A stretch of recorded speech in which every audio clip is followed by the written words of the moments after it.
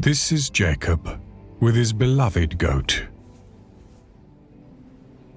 He loves that goat. He talks to her and drinks from her milk, and she keeps him company whenever he is on the road. She isn't very talkative like a dog that barks loudly with its irritating noise. Barking confuses Jacob's mind and irritates his ears.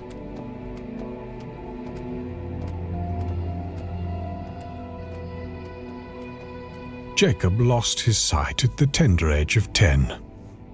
He awoke one day with darkness filling both his eyes. That's the day he lost his sight. He has lived with blindness ever since, and slowly he adapted to the darkness. But he often suffers from severe headaches and has to ask for precise descriptions of things. He is known for his kind nature and good manners. He has always been a quiet, nice person who never holds a grudge or hatred in his heart.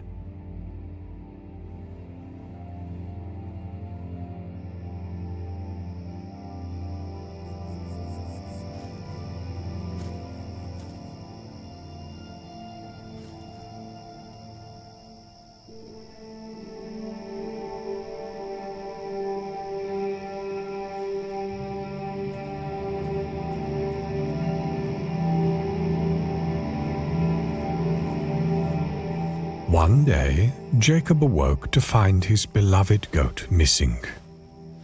He sensed that thieves had stolen her from him in the middle of the night whilst he was sleeping. Stealing from a blind man, hidden by the darkness of the night, is an easy feat for anyone. Since she was a quiet goat, she didn't bleat or bite. His heart broke with sadness over the loss of her. He needed her voice to guide him and break the silence of the gripping loneliness he suffers from. Still, he felt sorry for such petty thieves, stealing from a blind man. But he carried on in his own way.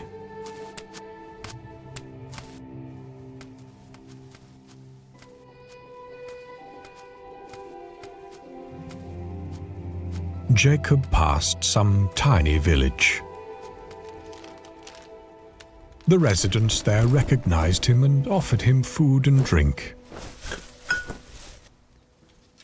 A child even gave him a rooster, and his little brother gave him a balloon as a token of friendship, to guide him on his path and to entertain him whilst he walked around.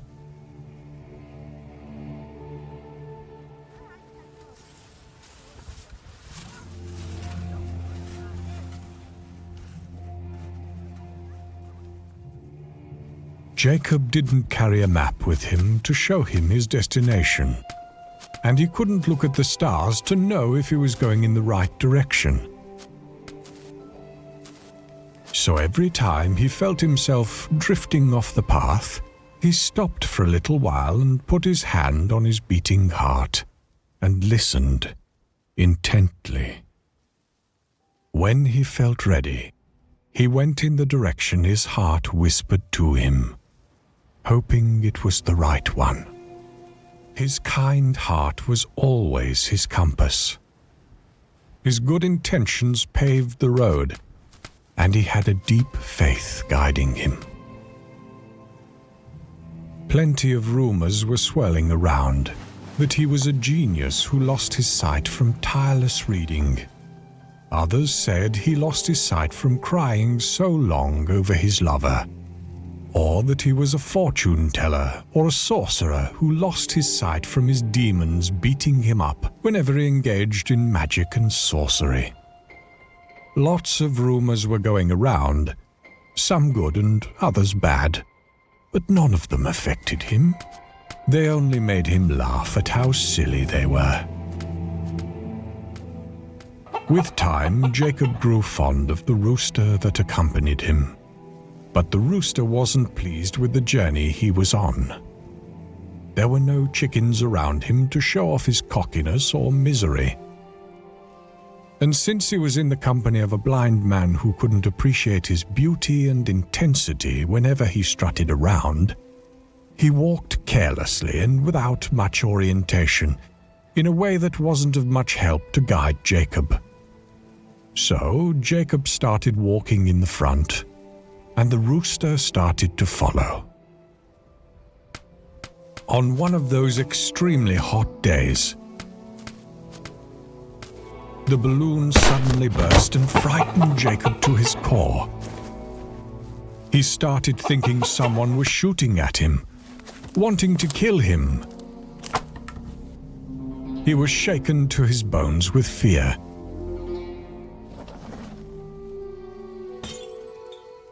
And jumped to the ground as a way of surrender, saying over and over that he is a blind man who carried no weapon, that he is very poor and had no money worth taking, and that he is no threat to anyone. He lay on his stomach for a long time, hoping that whoever shot at him would answer, say something, or talk back at him. So when he heard nothing, he started to rise slowly off the ground, stopping midway and feeling his way on the ground slowly.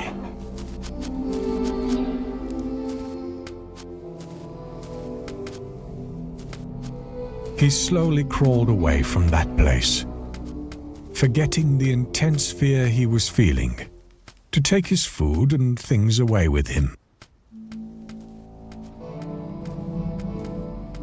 The loud bang left a heavy impact on Jacob, because it came from behind him and sounded so very close to him. And since he could hear no other voices nor any footsteps after the bang, he was left mystified by the incident, wondering what it could have been. Like a puzzle stuck in his mind. People without sight hate unfamiliar sounds, and sounds they don't understand. Jacob started questioning his own hearing abilities, thinking there was something wrong. This affected his senses as well, making him jumpy and extremely careful.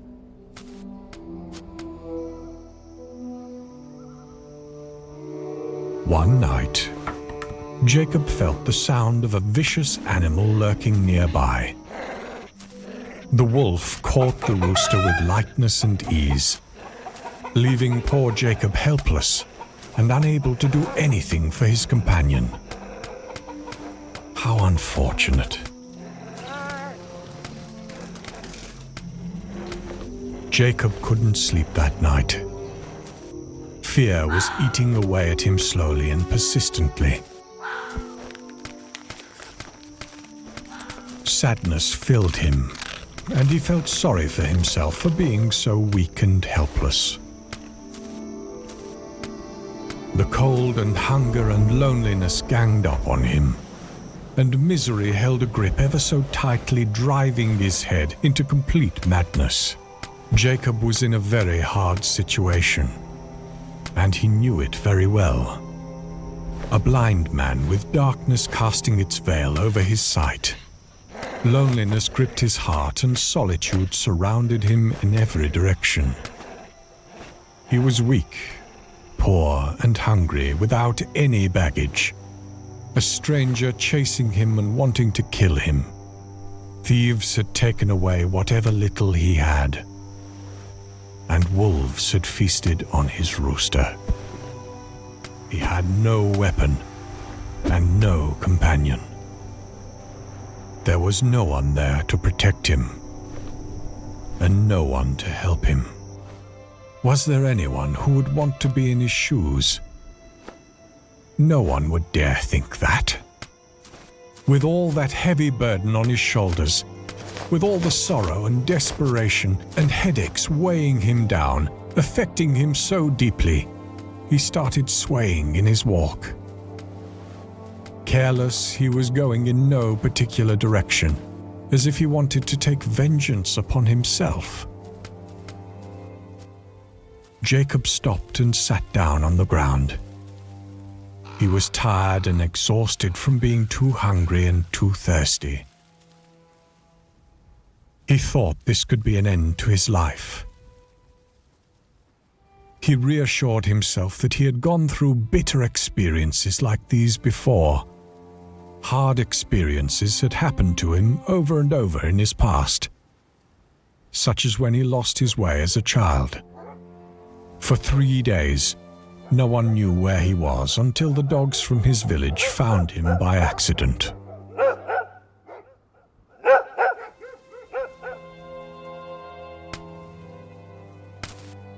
Jacob started to remember why he had left his home. In the pursuit of his dream of getting his eyesight back, when he heard about this famous and gifted doctor called Dr. Gibson, he was taken by a wild desire to visit that doctor. But that was hard on him. The distance was too far, more than 750 miles away, in a dangerous, bumpy and rough land, inhabited by all sorts of dangerous and violent bandits. Jacob tried finding someone to be his companion on his journey, to achieve his dream. But no one would accept to go with him because he didn't have enough money. Being a blind man's companion in a wild and dangerous land was too much of a risky adventure for anyone to take. And Jacob would only burden them, like a rock holding them back.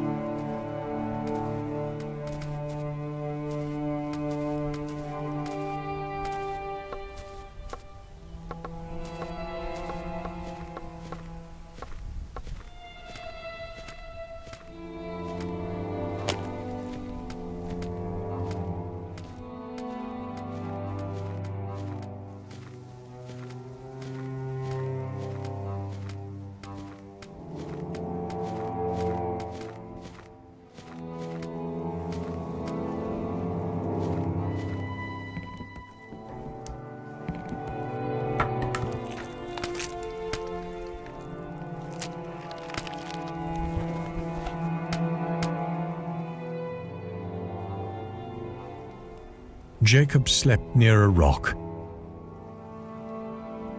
wanting never to wake up again. But hunger was stronger than his desire to sleep forever. It woke him up, and his stomach sent sounds of battles happening in its midst. And he couldn't for the life of him figure out what to do.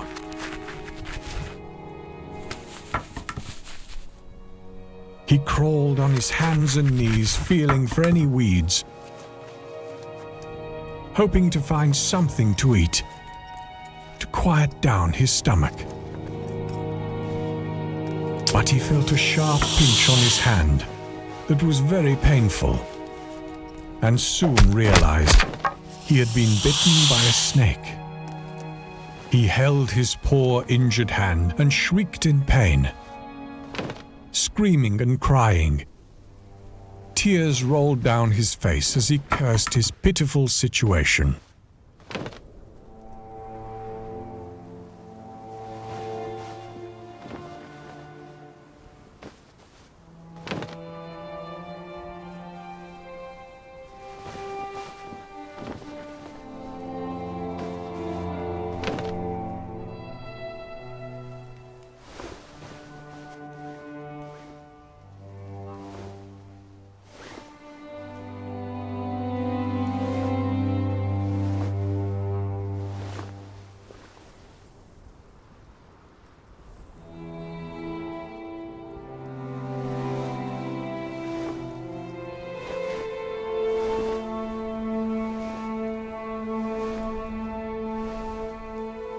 The poison started to make its way into Jacob's body.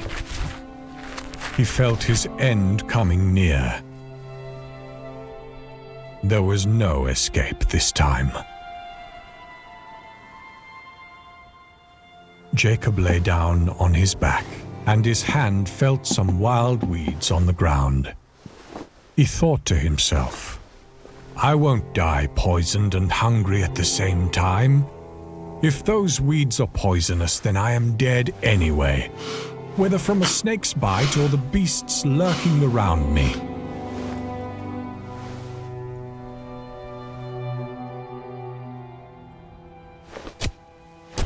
Nothing will keep me from devouring them.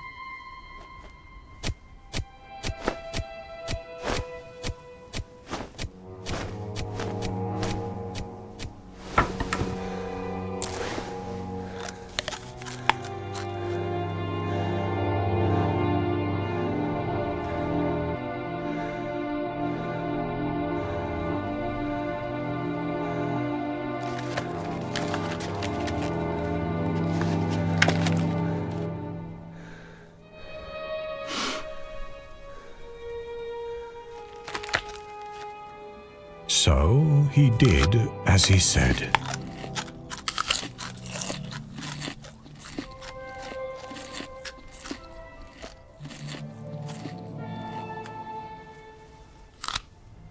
He devoured so many of them with a strange appetite, like he couldn't stop himself any longer.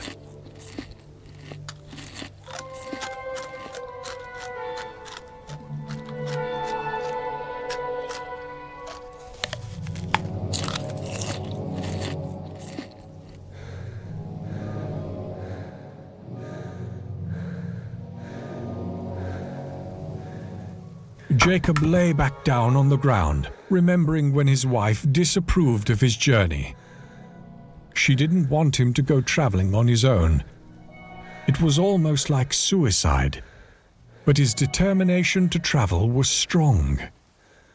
When his wife realized she couldn't change his mind about traveling, she took their only goat and insisted she would accompany him on his journey. Jacob was exhausted, and he sighed, thinking it would be his last breath. But it was quite the opposite for him, and he didn't even know it. He started breathing fast, violently taking air into his lungs. His body was drenched in sweat. His muscles contracted, and he felt his stomach being cut to pieces, as if his head was about to explode.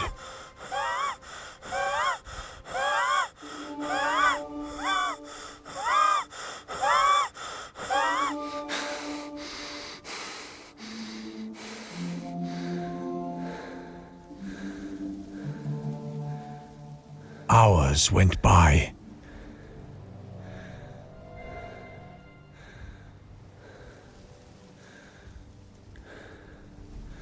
Jacob slowly started moving. Waking up, he felt very odd. There was no pain whatsoever. Yes, he was sure he wasn't feeling any pain at all, but he felt a funny tickling sensation under the band he had over his eyes. He slowly lifted the band away and opened his eyes a crack, then closed them back again. He sighed a little, and a smile made its way across his face. It was a vibrant smile, filled with joy. He took a deep breath, inhaling heavily, and opened his eyes. Laughter mingled with tears of joy exploded from his mouth, coming deeply from the inside of his chest.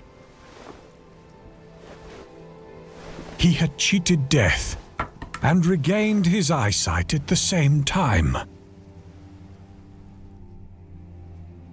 He didn't know whether it was the snake's poison or the poison from the wild weeds that he ate, or if the reason he was alive and regaining his sight was from both of them mixing up together in his blood. But he knew it was the divine will that allowed for that to happen to him, leading him exactly where he had to go. Jacob looked at the sky and murmured to himself in a low voice with gratitude washing all over his face. For it is known that a blind person is of enlightened insight, sharp intuition, and unshakable faith.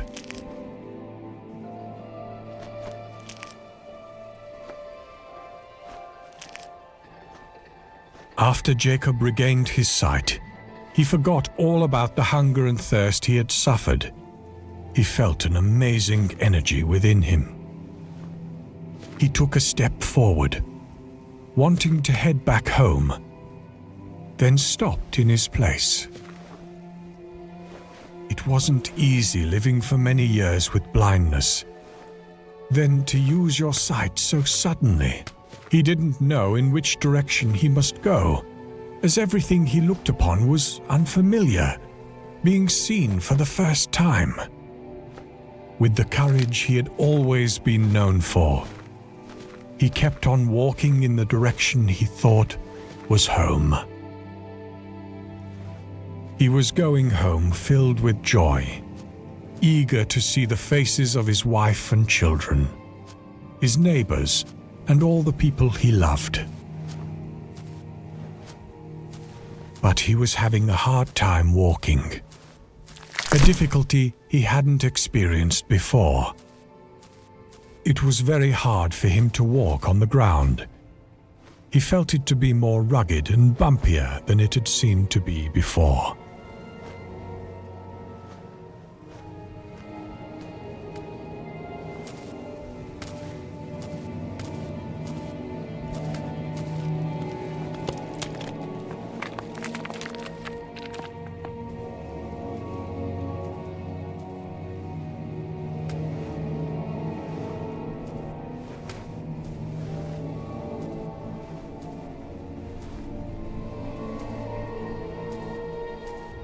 He reached a road ending with a very dangerous slope, which made him have to look for another road. The area was difficult to walk on, and very rugged and jagged. He stumbled as his foot slipped, and he fell into a dangerous descent.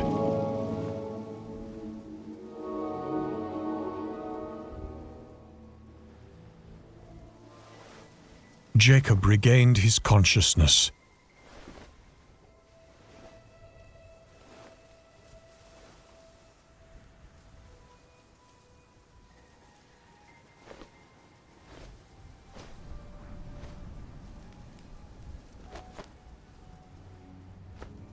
And felt blood dripping from his head.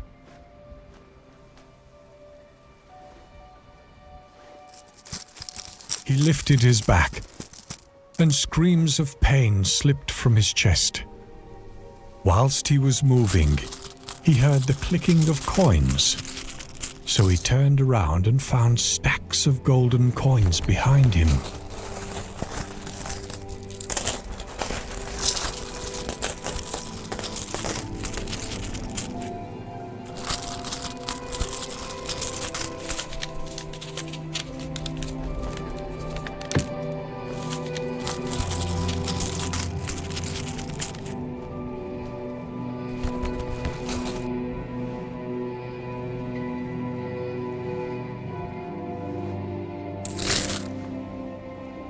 despite his injuries and his unbearable pain. He wasn't going to let this lucky day go by with a sad ending.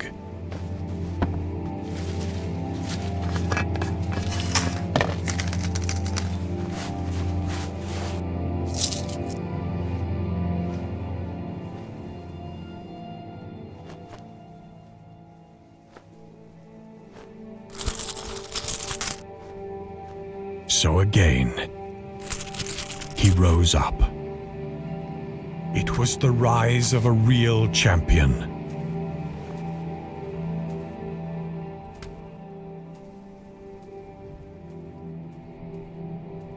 And he went back home with his eyesight and his pockets filled with gold. Jacob used the gold to build a school for the children in his village. He spent it all on the poor and the orphans. He knew that he was a very lucky person, and that the divine care surrounding him was more precious than any gold in the world. After all he went through, would he need any more proof? Others call him Saint Jacob. I think of myself as an ordinary man, not a saint.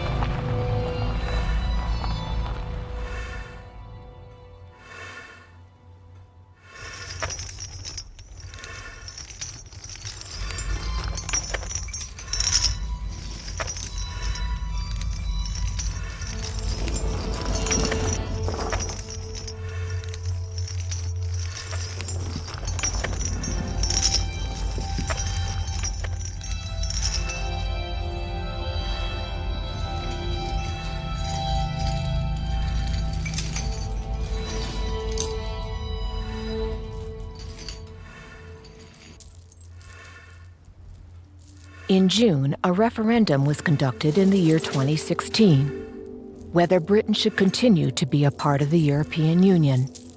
And with a shocking surprise, the referendum came with the approving results, with 52% consenting to exit, while the rest, 48%, refused.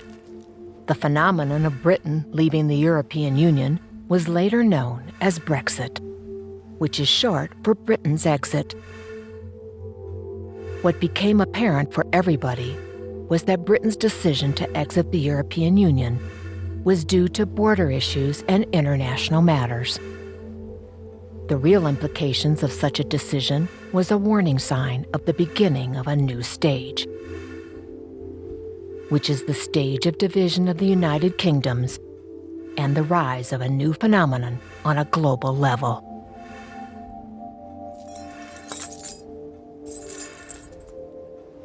In the third month of the year 2019, the United States president used the first veto in his state to fund the building of the wall separating the U.S. from Mexico.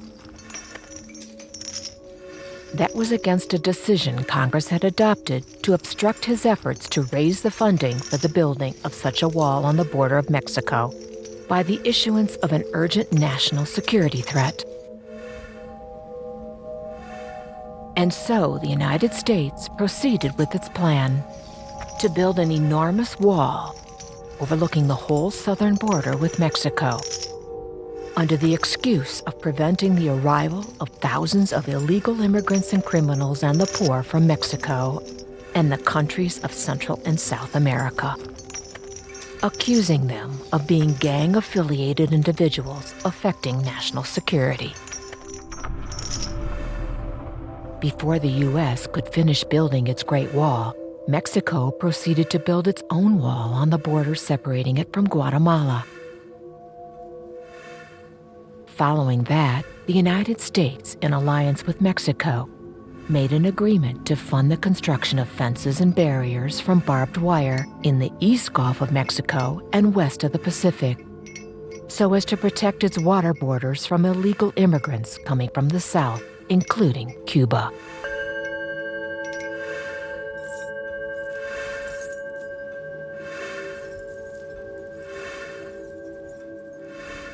Before the end of the year 2020, the United States made another agreement, this time with Canada through small diplomatic meetings, to build another wall at the American-Canadian borders to prevent the merchants from smuggling and tampering with merchandise.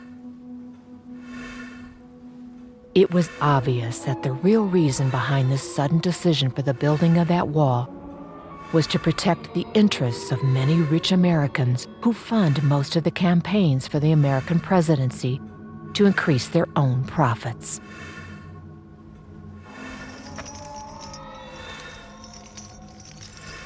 In the year 2020, the controversy between India and Pakistan had escalated at the Kashmiri borders. This ended with the building of another controversial wall that covered the whole Indian-Pakistani borders.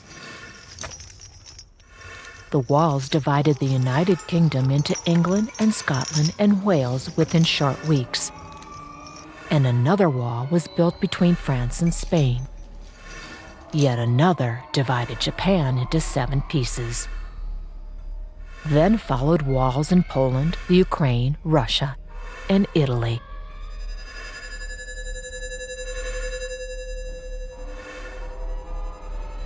In the year 2020, no new wall was built, but it was an ominous sign signaling the great explosion of the plague of our times. Social media was set aflame with dialogues and discussions, comments and programs that charged the world. The tension was so thick you could cut through it with a knife. It was the fuel that fed into a monstrous fire, and the fire of conflict burned ever brighter. Social media was making enormous profits from accepting to publish marketing campaigns that support conflict. It became an enormous source of spreading lies, rumors, and delusions regarding the importance of the walls and their benefits to their countries and nations. Its main purpose was to increase the conflict and strife so the conflicted parties could spread lies and rumors about each other. Social media firms would publish for both sides. Profit justifies the means.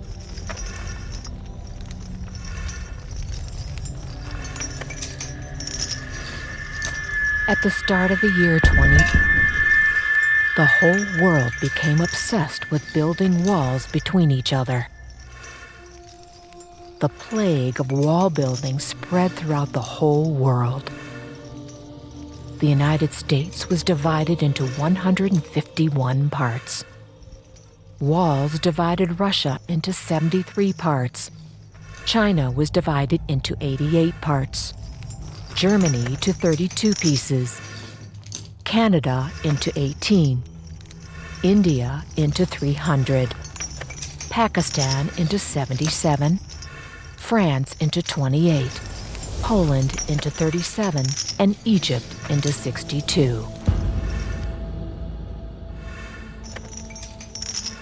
The easiest and fastest solution for the United Nations when such conflicts occurred was to issue legislative decisions of separation and to build walls.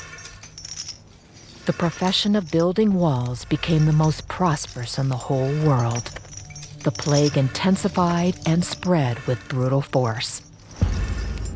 The walls became a major part of each country, further separating and dividing into smaller and smaller pieces, until the world at the end of 2020 had been divided into more than 21,000 micro-countries. This was all done in the name of preventing illegal immigrants from threatening the national security of countries and affecting their legacy and culture. The world did not stop there. It went on to divide oceans and seas with metallic barbed wire. It divided rivers and water resources. Governments manipulated their streams and waterways. Countries went on creating conflicts with each other until the water became a scarce resource. Discrimination and injustice rose to power and fed into religious strife, and violence increased and crimes multiplied.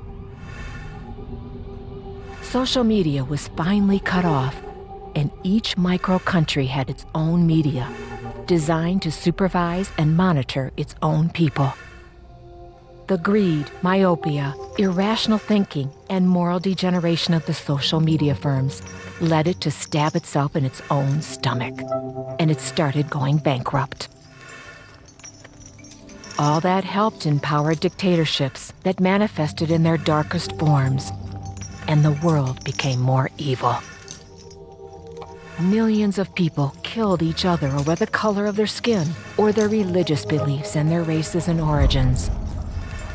Slavery came back and spread like wildfire.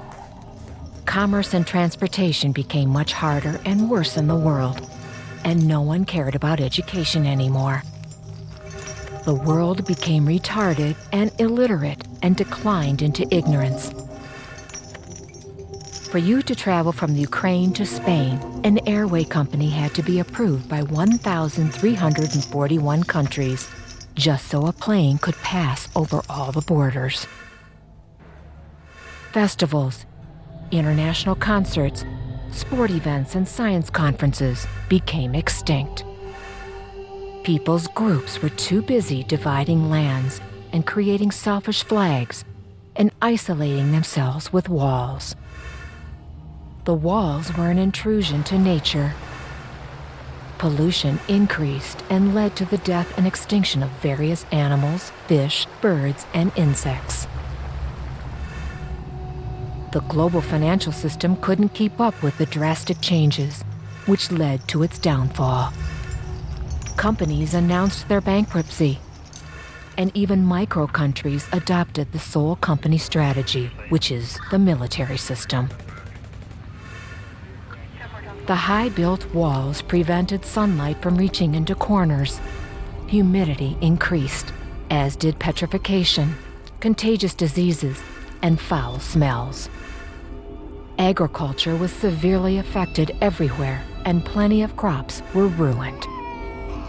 Hunger and famine increased dramatically, in addition to contagious diseases that led to the building of more walls, as people hung on to the ideal they represented. Even the global climate was affected. Wind movements changed. Rain and ocean waves led to many tsunamis.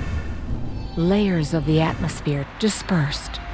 Direct sunlight became a danger to eyes, skin, trees, and all creatures. everything changed. It was madness, and fear took over in its clearest form. When the plague arrived somewhere, it rose fear and panic into the people there, making them lose their better judgment. That plague was a curse on people's minds. People didn't kill themselves with weapons of mass destruction. They weren't enslaved by the robots they talked about with fear and admiration. They weren't invaded by aliens, and comets didn't fall from the skies. What killed them was their ignorance and stupidity, their hatred.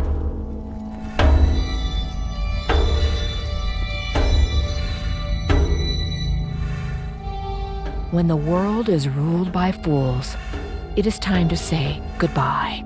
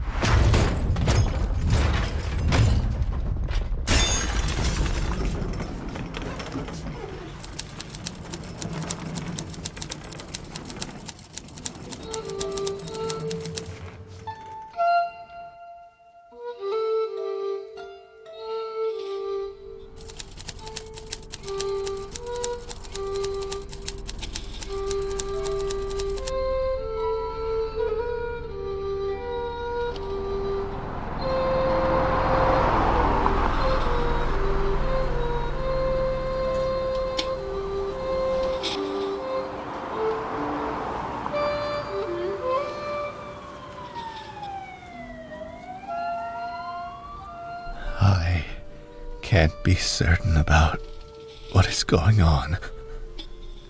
Waves of heat are rushing to my head. My body is light as a feather. Blood is flowing through me like water.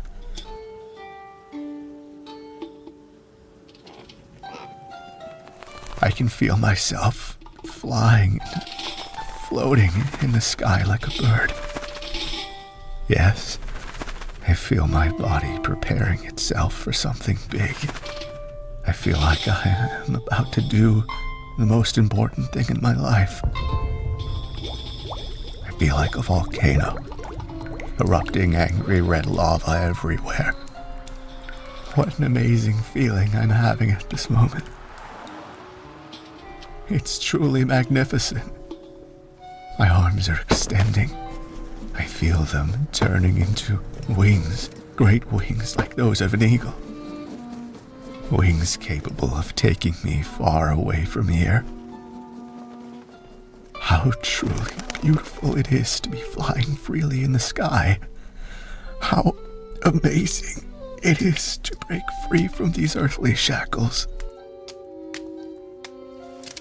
The sound of water drops around me, taking me away into the solitude of a high cave overlooking fields of cotton white clouds.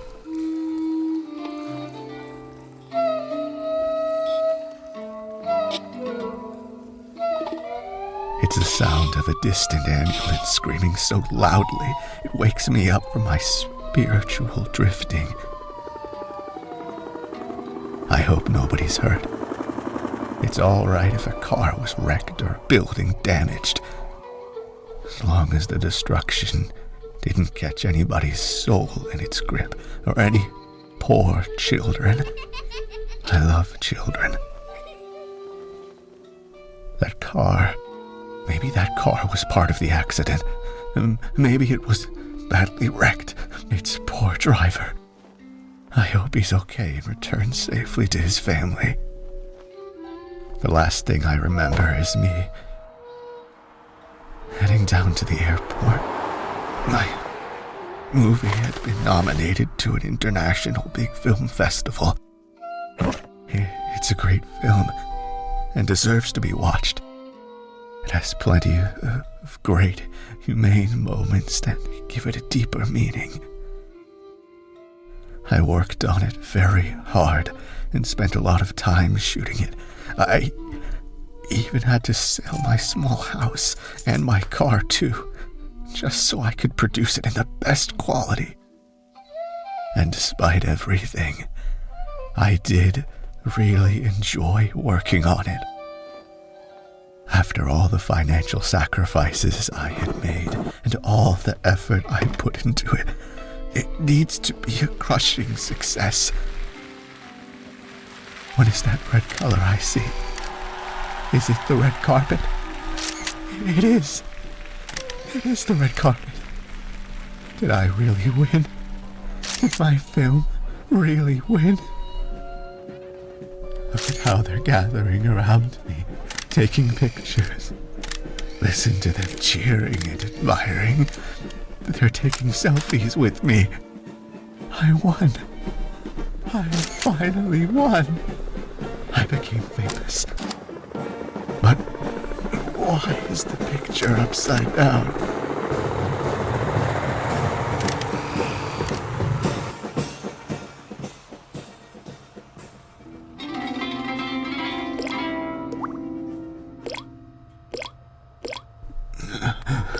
I will always love you, my beloved left leg. For you've always been the reason behind my victory.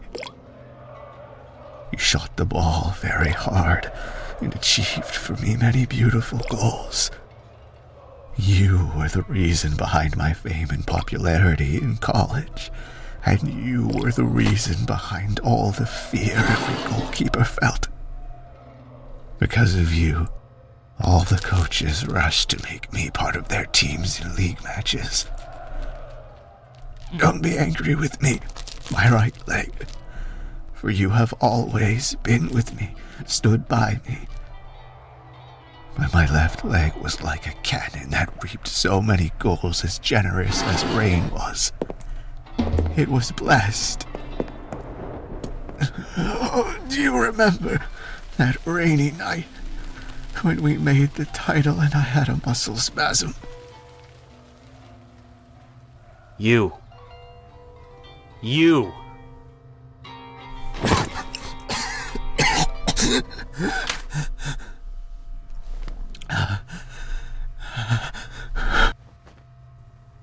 Hey, focus. Don't pretend to be passed out. Acting won't do you any good. Your tricks won't fool us. We will strip you down and show your truth, for we are specialized in extracting confidential information and confessions. We have an ancient history that testifies to our excellence in conducting investigations and torture. So you will confess to all of your heinous crimes and dark sins towards our great leader and great country and nation and our national security. Where am I? We told you to stop acting. What do you want? What do you want? He's playing the fool. Give him a good beating.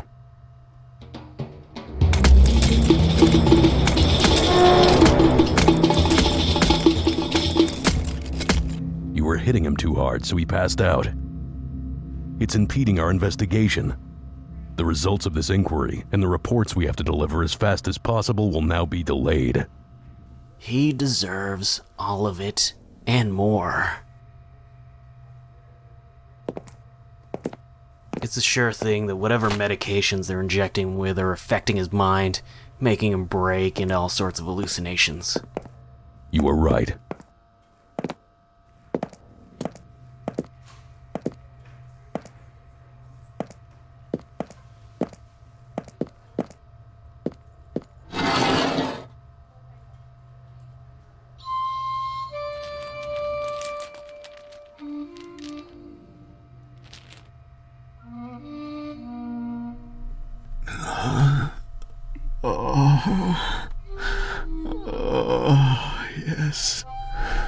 This is the sound of sweat dropping in those thrilling matches from the intensity of the work I put into it that day. It feels like the sweat dripping off my face could fill buckets. Everyone was so eager for that amazing left leg to get back into the match and score some more goals. I love you, my beloved left leg. It was always you that I hung my hopes around, and everybody else's hopes too.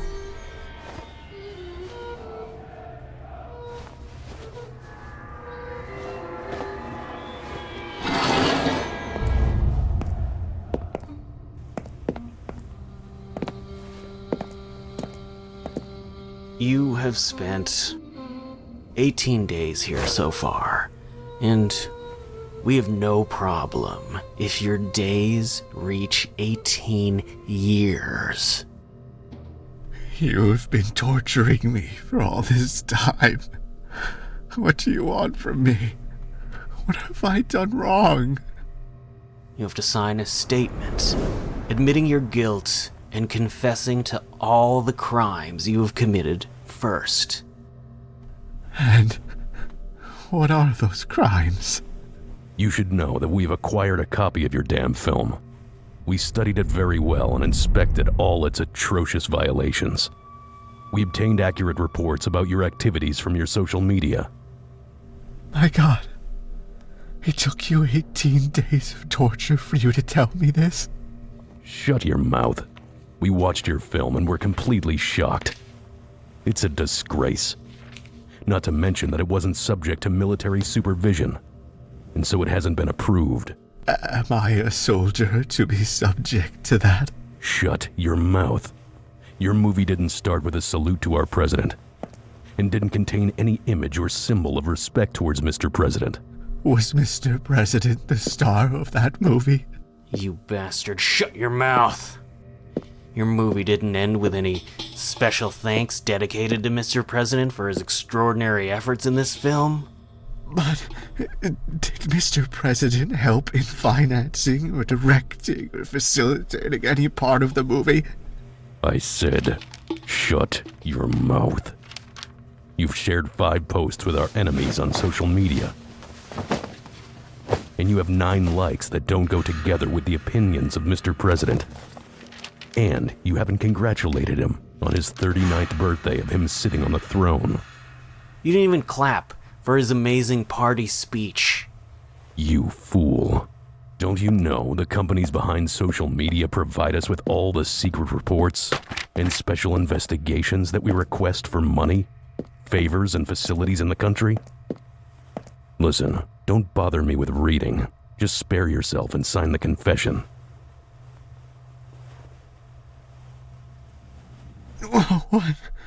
What will happen if I sign? You'll be assigned to the next building. Building number B7. So, what is the point of confessing and signing? To rid yourself of the guilt complex you feel towards Mr. President?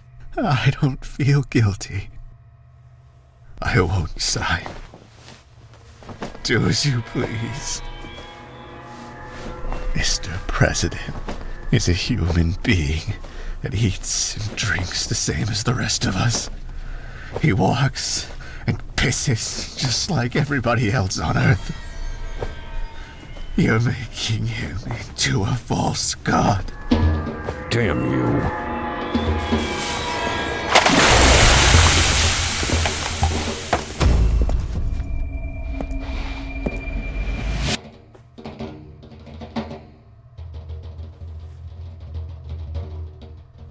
Sir, the prisoner 10H12 has spent 2 months under torture, and he refuses to confess. Who? The filmmaker? Yes, sir. Damn him. He sent his movie abroad a few months ago through the internet, and we couldn't stop it or shut it down.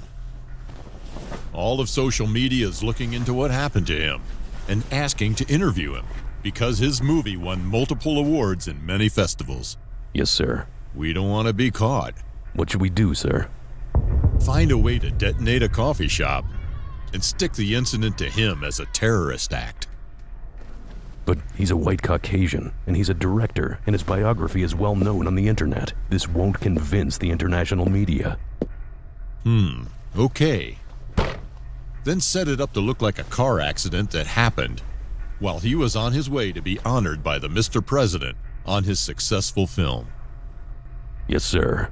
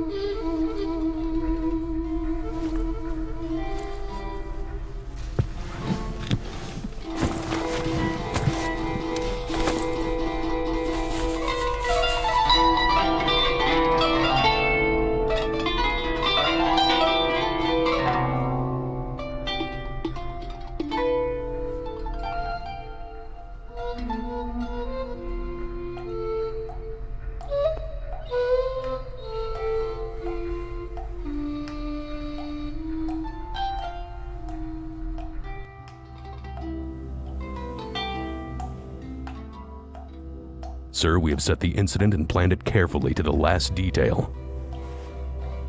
But what? Speak! Sir, after he lost one of his legs, it seems his soul doesn't want to leave his body. It insists to live. He is refusing to die. What? Return him to the military hospital and we will look into this. This subject is starting to get more and more complicated.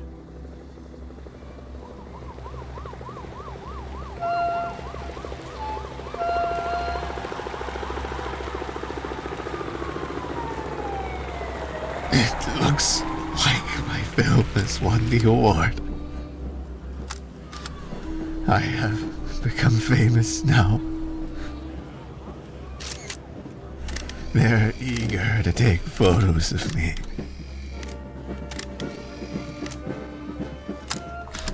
Why can't anybody fix the upside-down image?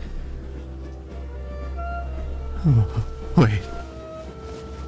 Isn't that my shoe? Yes. Yes, it sure is. But what is it doing there? What is my right leg doing there by itself? I'd have been disappointed. God bless you, my left leg.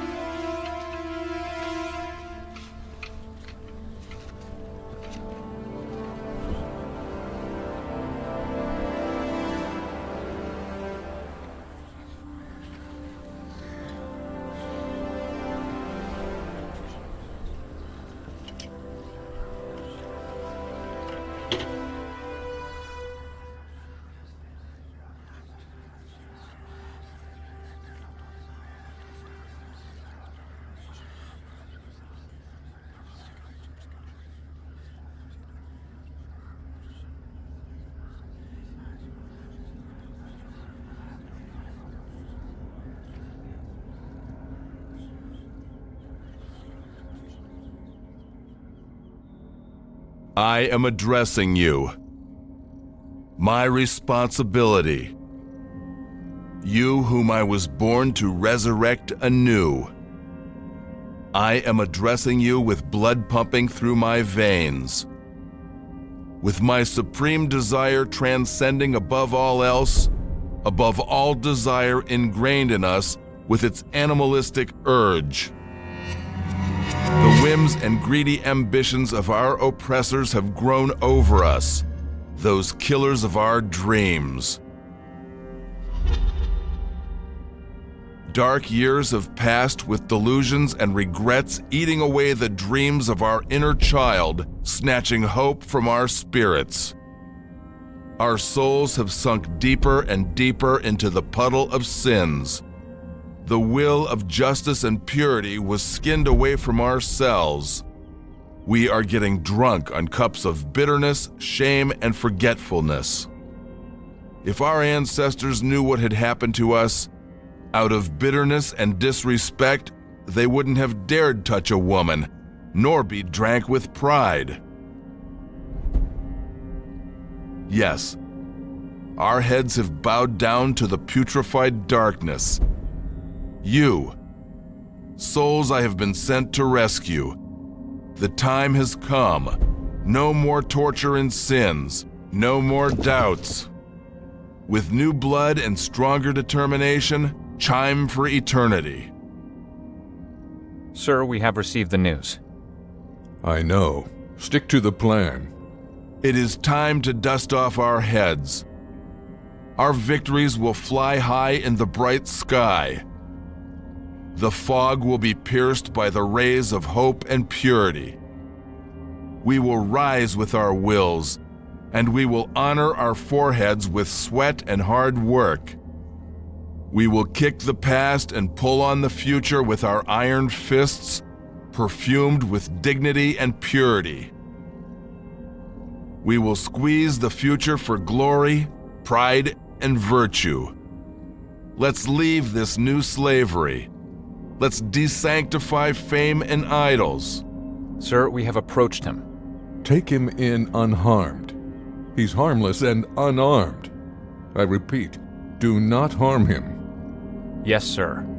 I address all of you. My responsibility.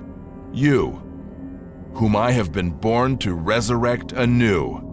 We will sharpen our conscience. We will fortify ourselves. We will take the hand of the weak and honor the elderly among us. We will honor women. We won't disrespect the modesty of our mothers, wives, daughters, and sisters. We will shine the light of the sun onto the worms and parasites that have always fed on our blood and sweat and tears. We will stomp them with our feet that have always whipped under the rain.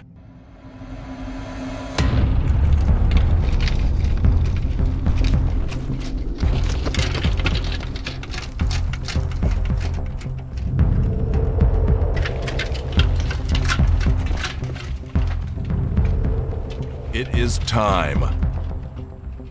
We will rebuild our forts. We will shape our wills like iron. We will undress ourselves of our past and its painful memories. We will kill excuses and redundancy for new letters and new colors and a new history. We will set the galaxy ablaze. It is our testament, our New Testament.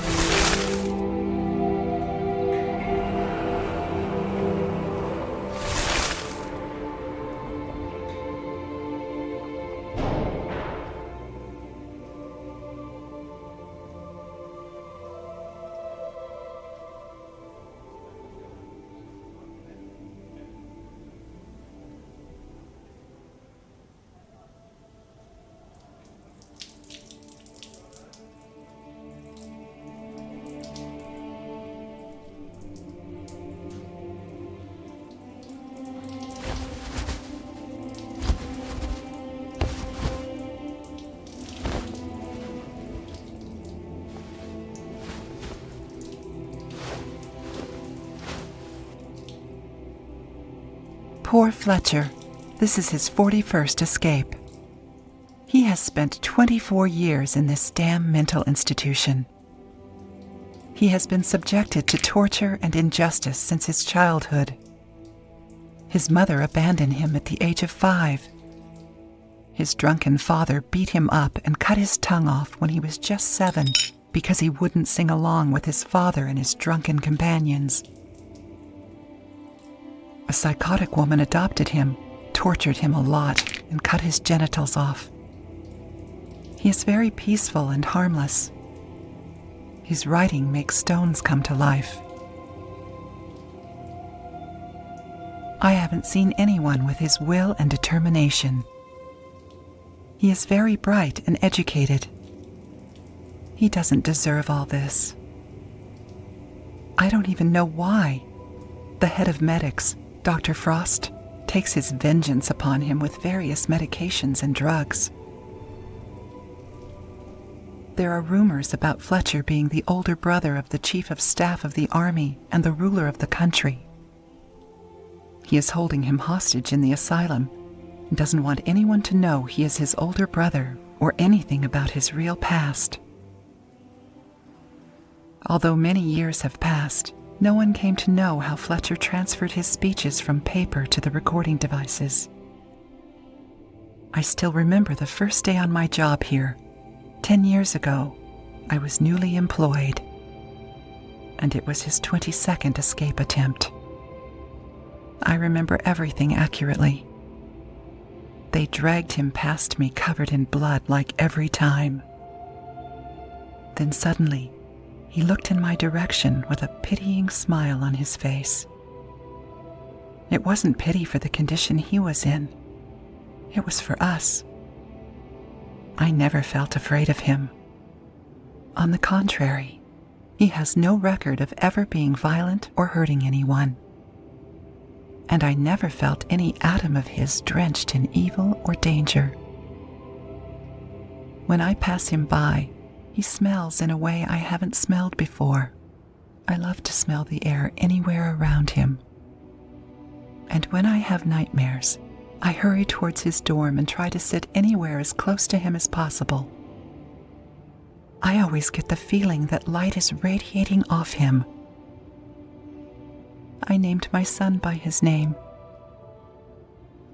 On holidays, I take him with me, hoping that Fletcher Sr. would see him and pat his head, in the hopes that some of his light would rub off on my son. Despite all the suffering he has endured, I don't feel any hatred coming from him. I feel him carrying a big burden and a great responsibility. For us, for humanity. I think he is a mute saint.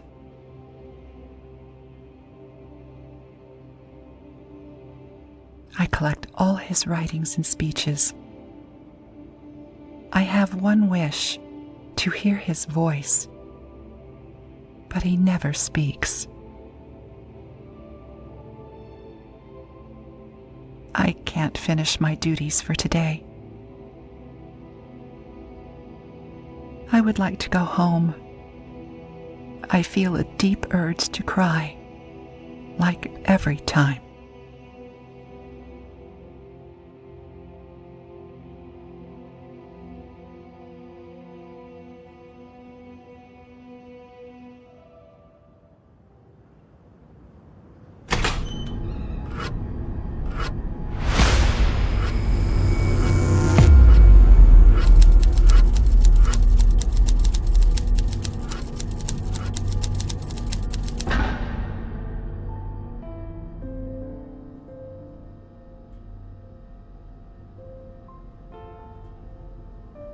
The Mayer family, one of the richest families. They invest billions of dollars in the business sector, weapon trade, drugs, wines, and media. Robinson is from the 6th generation of the Mayer family. It is rumored that Mr. Mayer, the great-grandfather and founder of the family, came to the country from Europe. He was the biggest trader of slaves, and it was one of the greatest criminal gangs found in Nigeria and Africa that engaged in kidnapping activities and shipping people as slaves to Europe and America. The family uses its media connections to blackmail important figures and cover up any scandal leaks about the family and their companies and the crimes behind their business deals. Many charges of corruption have been filed against them. War crimes, money laundering, labor abuse, and rights infringements. In the past 3 years, the family was charged with more than 186 different cases. The family never lost a case and was never convicted for any of the charges, for they had evil means to escape the justice system, like bribes, intimidation, kidnapping, witness and judge assassinations, scandal manufacturing, and defamations of character. Mike R. Mayer, the eldest son of the family. He is a perverted individual, suffering from multiple psychological disorders, behavioral deviations, and assault. He has a criminal record of recurring assault against women and children. His father is trying to get his hands on his personal file in the mental institution Bright Hope, and burning it or destroying it or falsifying it so that it wouldn't affect his future in the family business. He also wants to get him facial reconstructive surgery outside the country to change his facial features and get him a new identity to pull him out of the crimes he has done in the past. He wants to sharpen his future image as the new and official representative of the family and sole beneficiary. In doing so, it is highly likely that he will use his rotten media to falsify his image. Mr. Robinson's Special Operations Team has chosen the attending nurse in the facility, Diana Brownlee, to steal Mike's file and hand it over to his father. Nurse Diana Brownlee, 38 years of age, has worked as a nurse and medical assistant in the psychiatric institution called Bright Hope for 14 years. A struggling wife and mother, living in a small rented apartment in one of the poor neighborhoods in town. The wife of a handicapped man who suffered fractures to his spine due to a neglectful incident in one of the construction projects of the Mayer family. She has a 6-year-old child who is suffering from life-threatening conditions of his kidneys. She is looking for financial aid to help purchase a kidney for her son John, and to pay for their basic needs of food and expensive medication and rent payments. At first, the mother refused to help the Special Operations Unit of the Mayer family. Then, she changed her mind after having the talk with one of the members of the team who was proficient in the family's ways of torture and extortion. They promised to help get her son a new healthy kidney within 2 weeks of acquiring the required file, and offering a generous sum of money as well. They also threatened to cut off her husband's monthly disability check, and using their powers to get her fired from her job, and throwing her and her whole family on the street. They promised to turn her life into a living hell if she didn't agree to cooperate. They forced her husband to convince her to take the deal. After all these threats, Nurse Diana was incapable of refusing to take the job assigned to her. She was a role model for the poor and weak people that were always taken advantage of by the Mayer family. She was filled with fear from her knowledge of the Mayer family power and of what they could do. But she was filled with hope of getting a kidney for her sick child. She also knew they never kept their promises.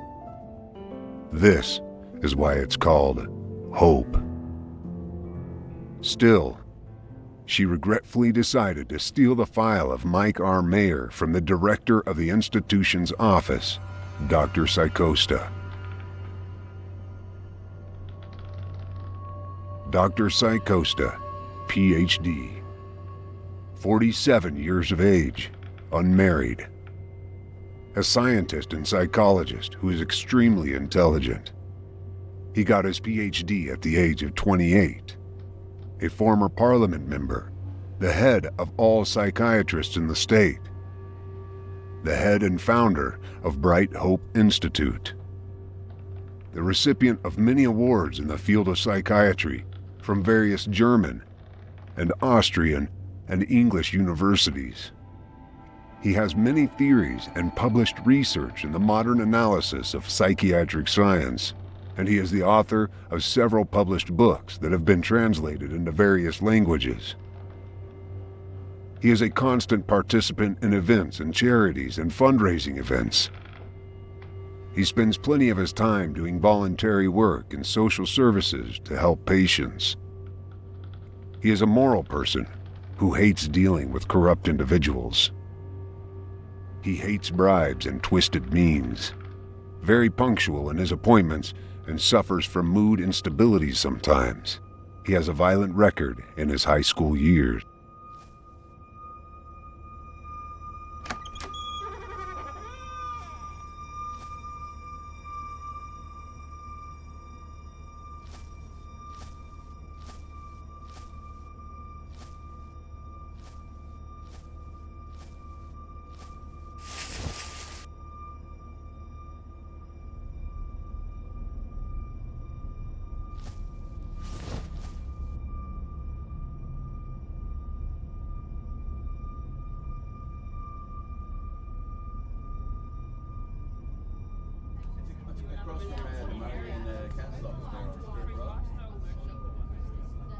Yeah, no, what they're saying, over the last 3 to 4 years, you might have realised that real estate prices, they've actually increased in value in most regions. And a lot of homeowners now, they've all made good gains in equity.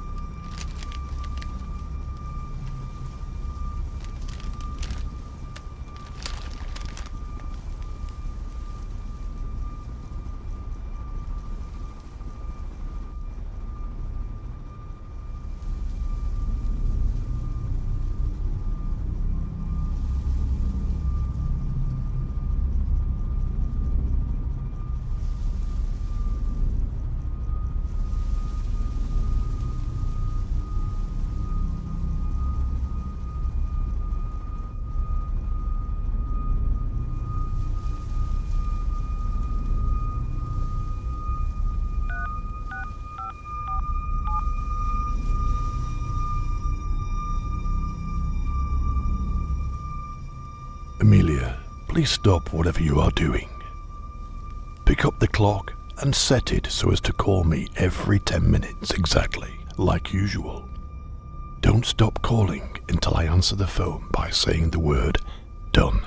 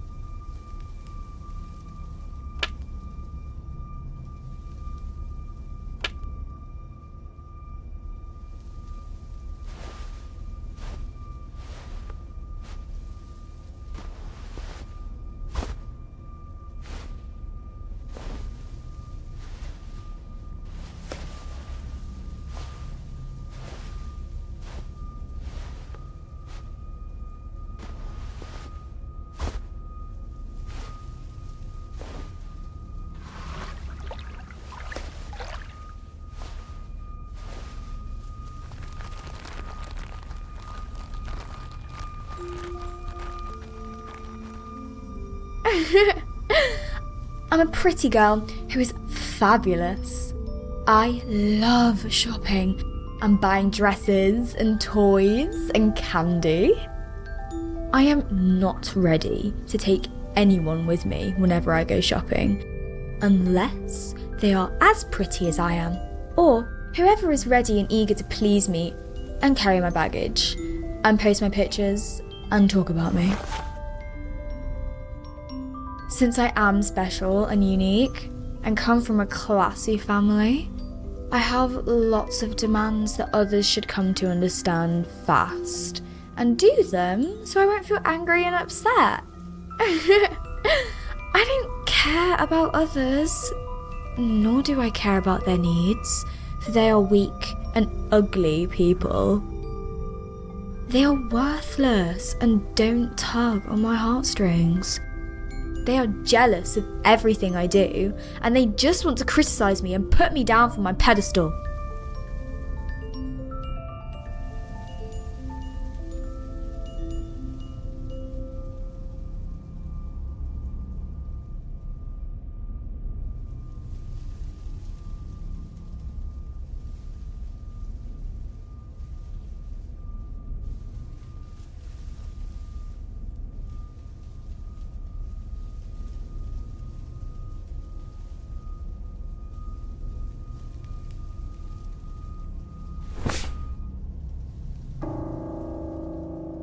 Jennifer Jen.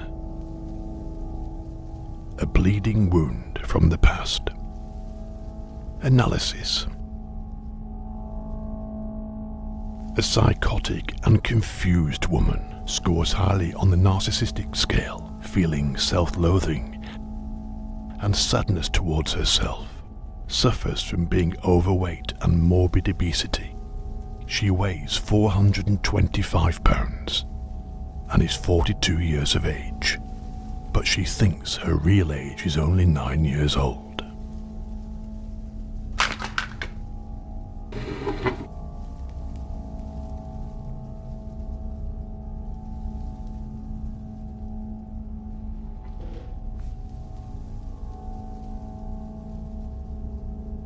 Her father was a famous model, while her mother was an actress. They both committed suicide in the North Pole when she was 9 years old. That has affected her deeply, and her character disintegrated in this manner.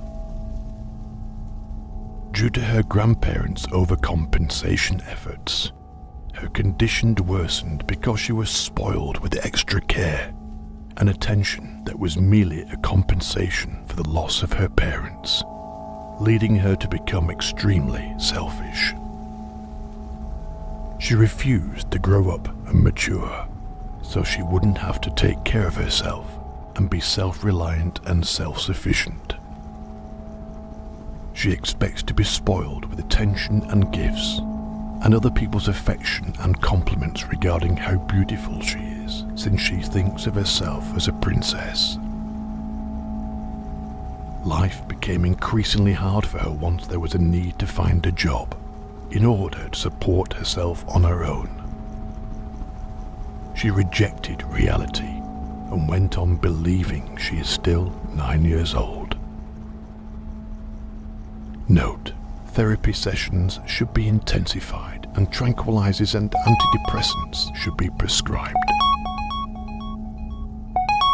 There is a need to consult trainers and nutritionists to help her lose the excess weight.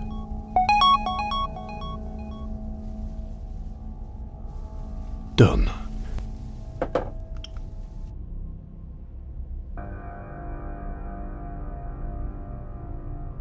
Yes, we will be getting Mike out of the country next week. Yes, we have set everything up. The ID and passport issues, and the plastic surgeon as well. Everything is under control.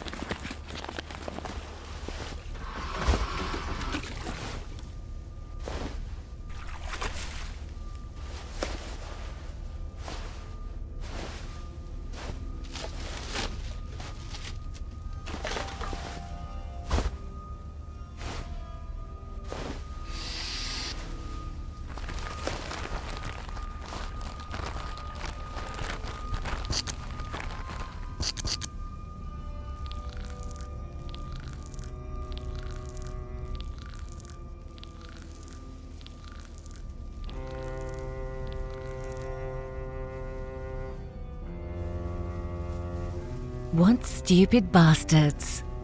But there are so many of them.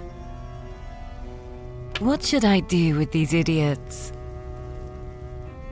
Everyone thinks I died a while ago. Some say I killed myself. What?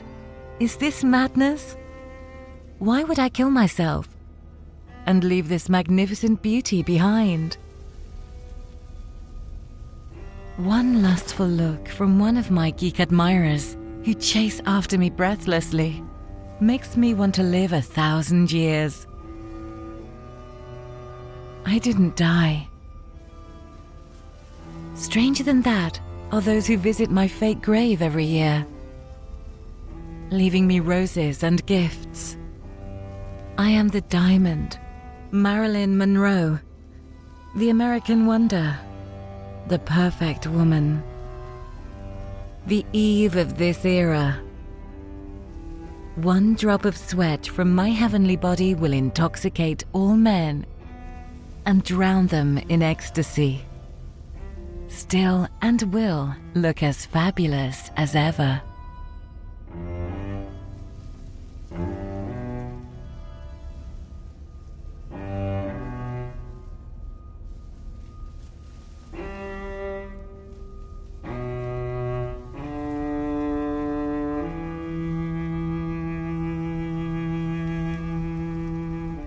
Christina Clyro, 27 years old, the poster's lady. Analysis: a shy, social woman, obsessed with actresses and pop stars and singers and famous celebrities. Resembles a living encyclopedia of everything that is acting and cinema related. Addicted to watching movies, TV series and operas, and spends most of her day doing so. She also socializes and comments via the internet. Owns more than 1,000 different posters of various actresses and supermodels. Every morning she takes out her posters and chooses one of the female characters.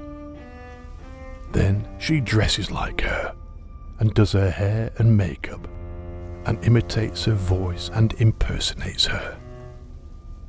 She thinks she is the real character she impersonates. Everything in her environment is organized to support the delusion that she is a celebrity and that she is in her artistic space. The way she talks and moves resembles the actress of choice for that day. Very intelligent and skillful at writing, works from home for the biggest publishing house in the country. She has a high income. She owns hundreds of various cosmetic products to different brands and facial care products. She suffered third-degree burns in a school storage unit that damaged her neck and back and legs and other areas of her body. No plastic reconstruction was conducted at the time due to the poverty conditions of her family. Note: a dermatologist and plastic surgeon should be consulted about her condition as a major part of treatment. Done.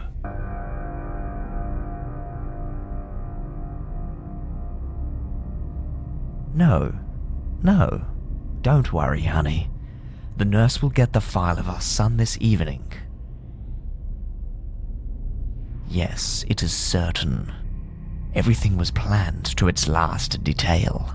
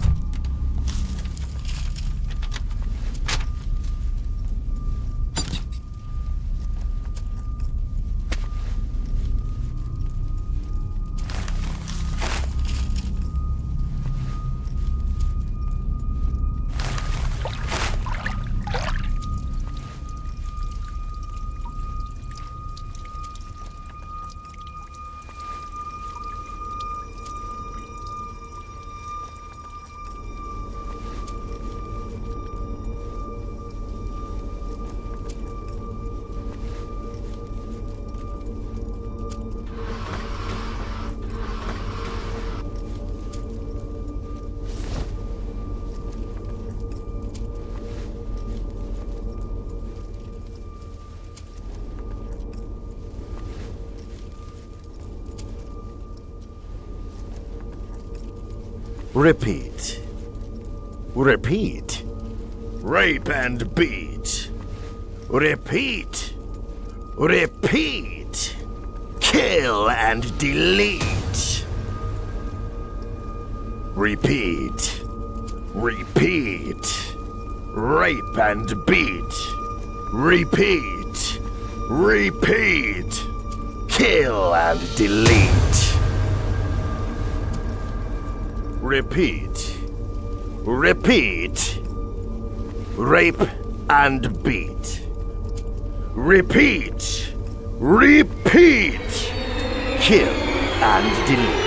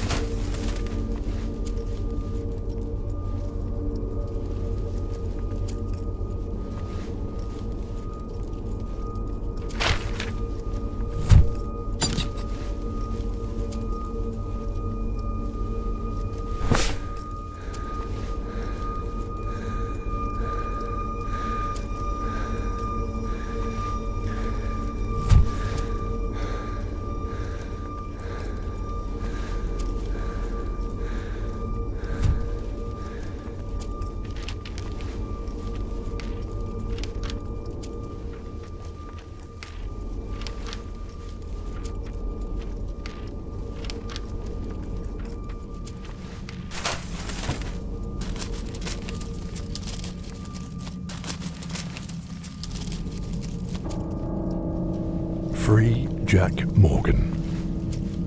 Age 43 years old.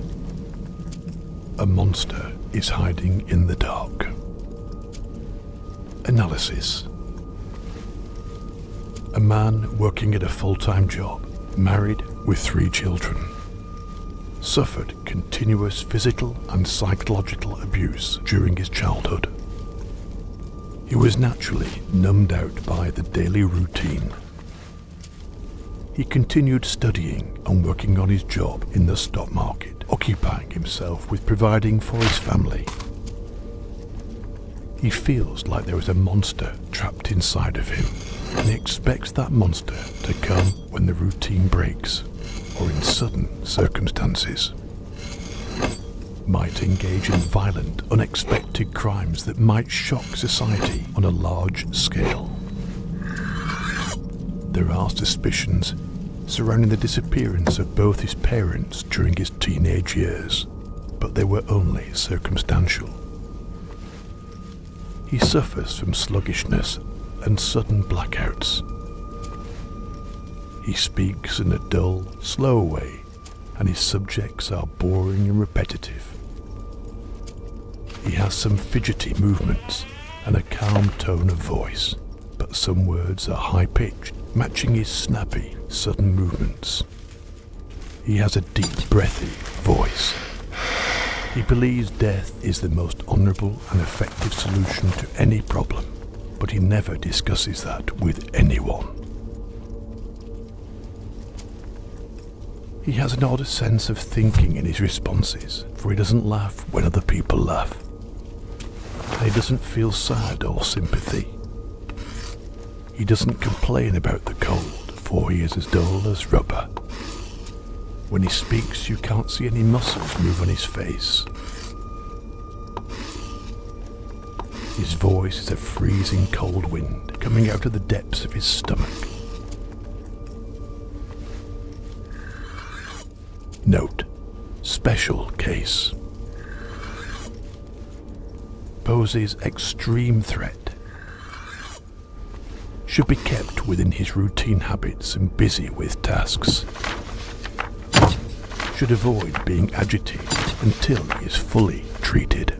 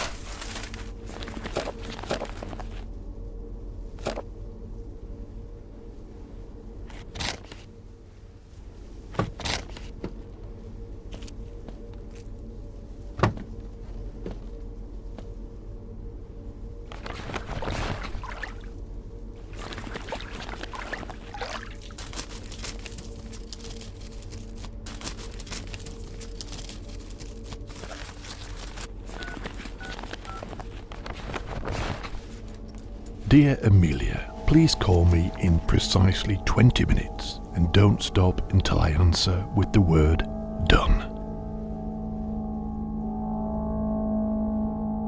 Let us begin. I feel like my work as a psychiatrist is like a cleaner who washes blood off the floor and polishes it after a crime was committed. The poor nurse was saved by the ringing of the phone. I will help her with the best of my knowledge and abilities. People always come to me for therapy after it's too late. After they've had a breakdown and their dreams were lost and their souls were crushed. As a consequence of the greed and evil of criminals who see justice as something to be stepped on.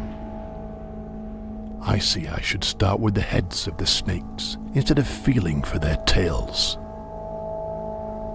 Or I should get busy giving drugs and tranquilizers and antidepressants to the poor victims. This family is a cancer that needs to be dissected.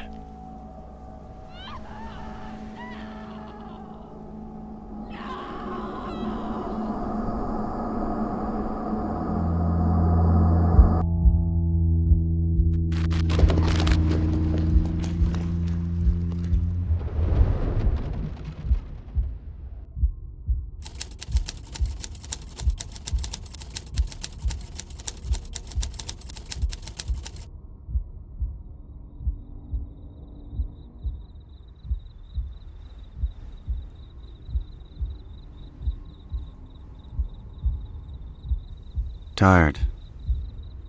Overloaded. I felt numb all over when I fell asleep that lunar night. I could not stop trembling, feeling heavy. My eyelids were flickering, trying to awaken me due to a nerve impulse. A brief light flash showed a message on my phone.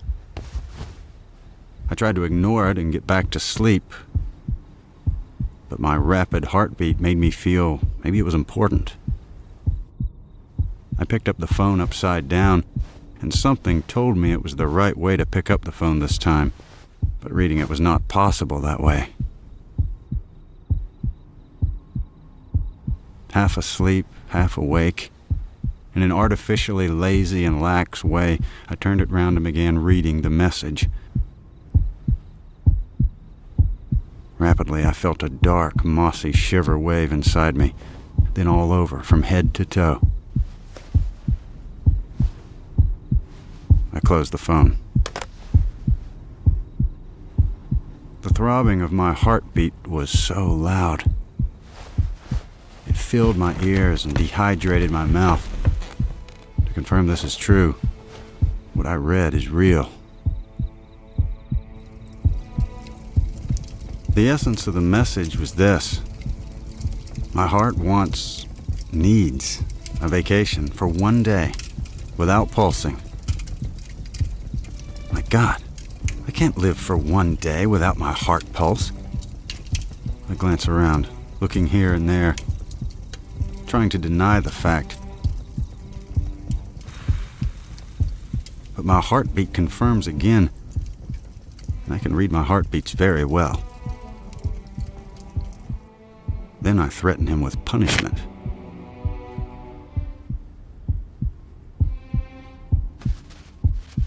But he threatens me with strikes. A few days passed. Maybe moments. Thinking about it. I engaged a mediator, my brain, for reconciliation between us.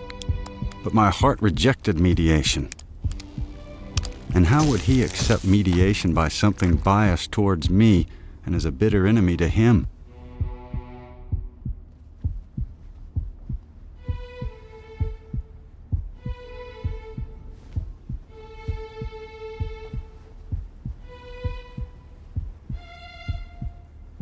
I thought of scaring or torturing him so that I would bring him back to his senses.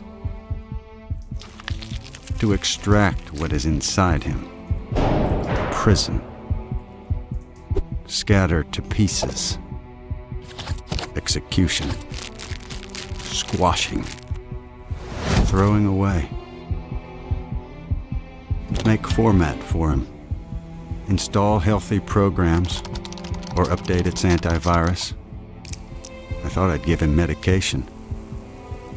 Extract the toxins. Or replacing him. With all these frightening, bloody thoughts, my heart was beating slowly, calmly, feeling reassurance. I felt a lot of despair, sadness, and loss around me. The only moment I feel defeating gravity is when I feel dizzy. But can I feel victory when I cannot understand what is going on around me? This is certainly a sour victory.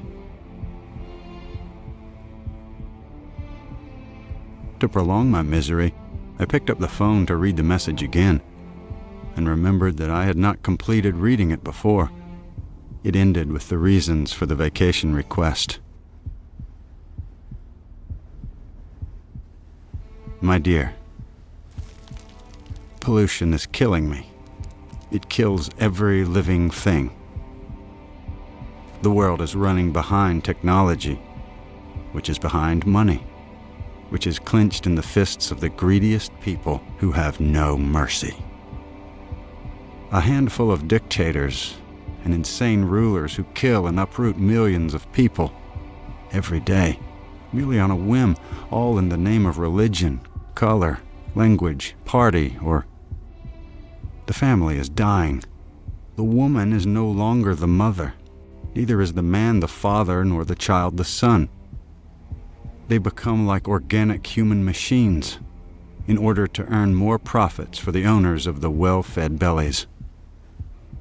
We are born as human, but today this one is called refugee and that one an immigrant. Drug companies are manipulating human beings and their lives. They're killing them. Everyone knows that and applauds. The gangs of wolves and vultures kill mercilessly under the banner of the tyranny of greed. Look at your body and what poison news has done to you. It's devouring us. I want a vacation to forget everything, just for one day. I feel the sound of my heart beating with sweat and falling tears. But my heart loves me. He's always loved me and delighted me. Is this how I reward those who love me? By torturing them? I decided to sit down with him and talk frankly.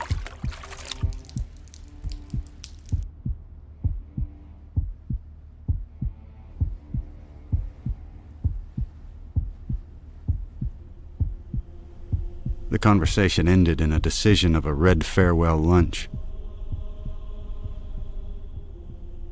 In my heart, I was sad and angry to the point of swallowing him. Also, he did not want a graveyard other than my exhausted body.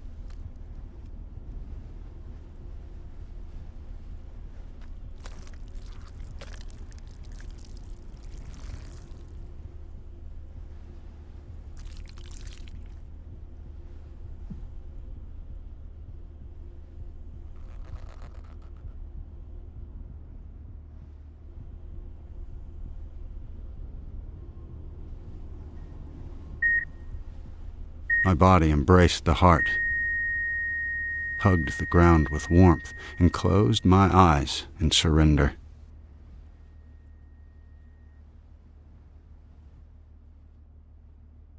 For the first time in my life, my heart is on vacation. This is the end. Peace.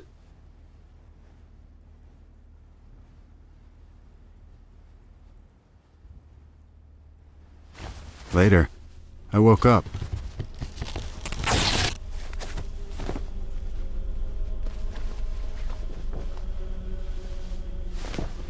And walked, unconsciously, I heard a deceiving voice. It's the salvation. I thought before that men cannot live without a heart. But I found out otherwise.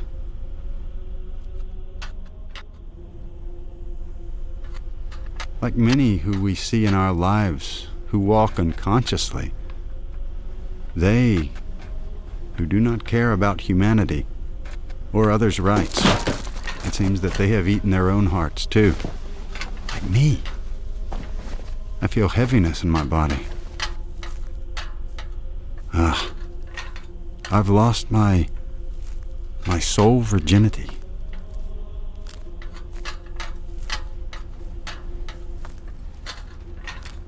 Now, I'm a zombie.